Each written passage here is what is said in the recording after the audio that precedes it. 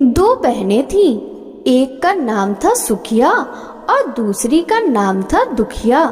दोनों का भाग उनके नाम जैसा ही था। दुखिया गरीब थी और बहुत दुखी रहती थी। सुखिया अमीर थी और हमेशा सुखी रहती थी। दोनों एक ही गांव में रहती थी। दुखिया सुखिया के घर में काम करती थी, साफ सफाई करती थी, खाना बनाती थी और जो खाना बच जाता था वह खाना सुखिया दुखिया को दे देती थी। इस तरह दुखिया का घर चलता था। समय बीतता गया। दोनों को बच्चे थे। सुखिया को 2 पुत्र थे और दुखिया को भी 2 पुत्र थे। जब जीतिया का व्रत आया तो दोनों बहन जीतिया का व्रत रखी। दुखिया सुखिया के घर में काम करती थी। व्रत के दिन दुखिया ने सुखिया के घर जो चावल फटका उससे जो खुर्दी निकली वह अपने लिए रख ली और साफ चावल सुखिया को दे दी। फिर साग को चुनी। बढ़िया वाला साग सुखिया के लिए रख दी और जो डंठल था वह अपने लिए रखी। अब दुखिया ने सुखिया के घर का सारा खाना बना दिया और अपने घर चावल की खुर्दी और साग की डंठल लेकर बनाने के लिए आ गई। खुर्दी का चावल और साग की डंठल बनाकर वह खाना अपने बच्चों को खिलाई और खुद भी खाई। उसके बाद दुखिया सोने चली गई। आधी रात में एक बूढ़ी औरत उसके घर पर आकर दरवाजा खटखटाती है तो दुखिया पूछती है कौन है। तब बूढ़िया बोलती है बेटा हम हैं। दुखिया ने उठकर फाटक खोला और पूछती है अम्मा आपको क्या चाहिए? इतनी रात में आप यहाँ किस लिए आई हो? बुढ़िया बोलती है बेटा मुझे बहुत भूख लगी है, कुछ खाने को दे दो।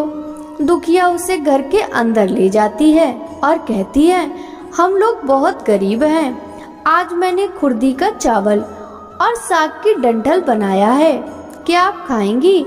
तो बुढ़िया कहती है हाँ क्यों नहीं खाएंगे, हमें बहुत भूख लगी है, हम वही खाएंगे।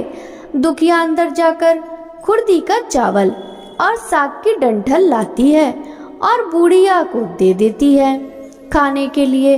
बुढ़िया खाना खाने के बाद कहती है कि मुझे अच्छे से कुछ दिखाई नहीं देता, इतनी रात के अंधेरे में मैं अपने घर कैसे जाऊंगी?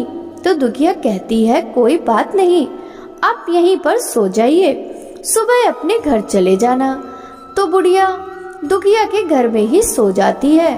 फिर थोड़ी देर बाद उठकर बुढ़िया बोलती है बेटा मुझे दीर्घ शंका लगी है, कहाँ करूं? तो दुखिया कहती है मेरे घर में बाथरूम नहीं है, इसलिए आप उधर कोने में कर लीजिए। बुढ़िया पूछती है कि बेटा भड़-भड़ करे या छर-छर करे? दुखिया नींद में थी तो वह कहती है माताजी भड़-भड़ कर दो, मैं सुबह साफ कर दूंगी।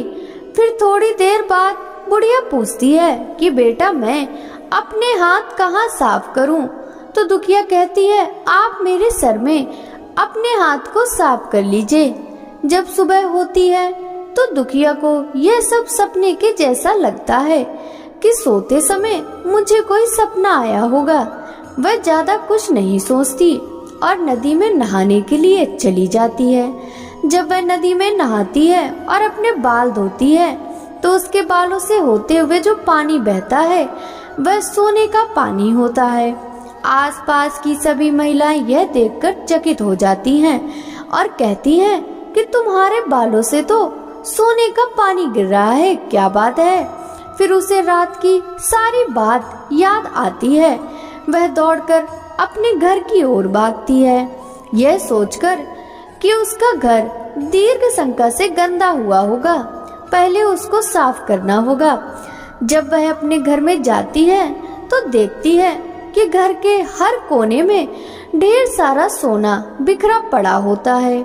यह सब देखकर दुखिया बहुत खुश हो जाती है और सोचती है कि जीमूत वाहन की कृपा है, यह सब जो माता का रूप धारण करके मेरे घर आए और मुझे इतना आशीर्वाद दिए।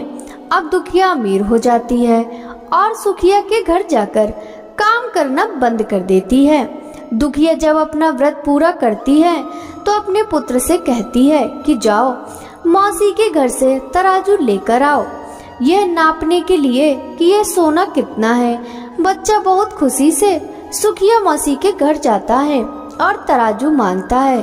तो सुखिया पूछती है कि तराजू पर क्या नापना है। तो बच्चा बोलता है, मेरे घर में बहुत ढेर सारा सोना है, उसी को मम्मी नापेगी। सुखिया कहती है कि खाने के लिए तुम्हारे पास कुछ भी नहीं है और सोना नापोगे, मुझसे झूठ कहते हो।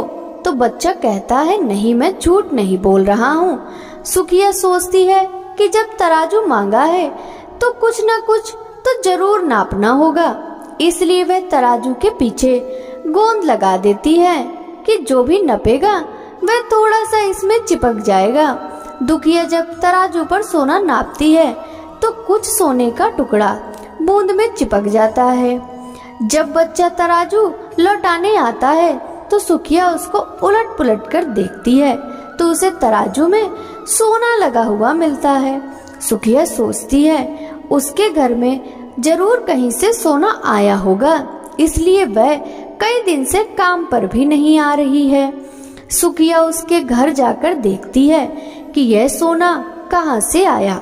जब सुखिया दुखिया के पास जाकर पूछती है कि तुम्हारे पास कहाँ से इतना सोना आया कि तुम तराजू सोना नापने के लिए मंगाई, तो दुखिया उस रात की सारी कहानी अपनी बहन सुखिया को बताती है। दुखिया का मन एकदम सच्चा था, इसलिए वह सब कुछ बता दी।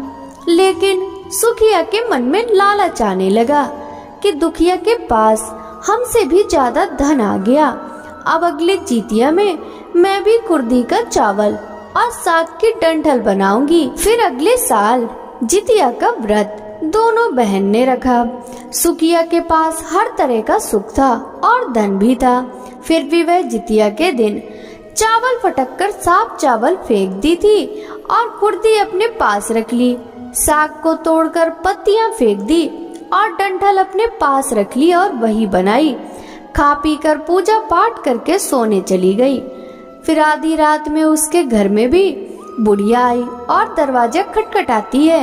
सुखिया उसका इंतजार कर रही होती है। वह तुरंत दरवाजा खोलकर बुढ़िया को अपने घर के अंदर ले आती है। बुढ़िया बोलती है, मुझे बहुत भूख लगी है, कुछ खाने को दे दो। तो सुखिया कहती है, मैंने कुर्दी का चावल और डंठल का साग बनाया है। तो बुढ़िया बोलती है, कोई बात नहीं, मैं तो खाऊंगी। सुखिया परोस देती है वह खाने के लिए और फिर सोने चली जाती है। बुढ़िया बोलती है, मैं घर नहीं जा सकती, मुझे दिखाई नहीं देता। तो सुखिया कहती है, कोई बात नहीं, आप यहीं सो जाइए। थोड़ी देर बाद बुढ़िया फिर बोलती है कि मुझे दीर्घ शंका लगी है, कहाँ करूं? तो सुखिया कहती है, वहीं कोने पर कर लीजिए। फिर थोड़ी देर बाद बुढ़िया पूछती है कि भड़भड़ करें या छरछर करें। इस समय सुखिया को याद नहीं आता कि दुखिया ने क्या बोला था, तो सुखिया बोली, माँ छरछर कर दीजिए। फिर बुढ़िया पूछती है कि बेटा मैं अपने हाथ कहाँ साफ करूं? तो सुखिया कहती है, मेरे सर में साफ कर लीजिए। बुढ़िया अपना हाथ सुखिया के सर में साफ कर लेती है। जब सुखिया सुबह उठती है तो उसका पूरा घर गंदगी से भरा पड़ा होता है और उसके बाल में भी बहुत गंदगी लगी होती है। यह सब देखकर सुखिया बहुत दुखी हो जाती है और उसे बहुत गुस्सा भी आता है। वह अपनी बहन दुखिया को बुलाती है और उस पर बहुत गुस्सा करती है कि तुमने हमसे झूठ कहा और मेरा पूरा घर गंदा करवा दिया। तो दुखिया पूछती है कि तुमने क्या कहा था, बड़बड़ या छरछर? तो सुखिया कहती है, मैंने तो छरछर कहा था। तो दुखिया कहती है, यहीं पर तो तुमने गलती करी और तुम्हारे पास जो सब कुछ था, किसी चीज की कमी नहीं थी, फिर भी तुमने लालच किया। मेरे पास तो कुछ भी नहीं था, तुम्हारे पास तो सब कुछ था। तुम्हारे घर जिमूत वाहन भेस बदल कर आए, लेकिन फिर भी तुमने उन्हें अच्छा खाना नहीं परोसा। मेरे पास तो कुछ नहीं था, इसलिए मैंने उन्हें कुर्दी का चावल और साग का डंठल परोसा था। तुमने अपने घर आए भगवान का अपमान किया, सब कुछ रहते हुए भी तुमने साग और भात खिलाया। तुम्हारे पास सब कुछ होते हुए भी तुम्हें लालच नहीं करना चाहिए, इसलिए तुम्हारे साथ बुरा हुआ।